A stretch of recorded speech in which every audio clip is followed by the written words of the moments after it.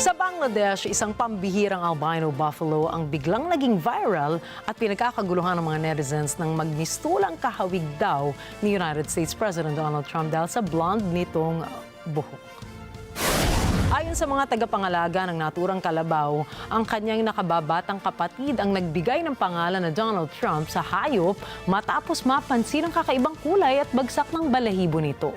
Inihambing din ng mga turistang bumibisita at ng maraming netizens ang kanyang blonde hairstyle sa signature hairstyle ni US President Trump. Tila espesyal ang pag-aalaga sa nasabing kalabaw nang hinuhugasan ito ng na beses kada araw at maingat na sinusuklay ang mahaba nitong balahibo bago dumating ang mga bisita.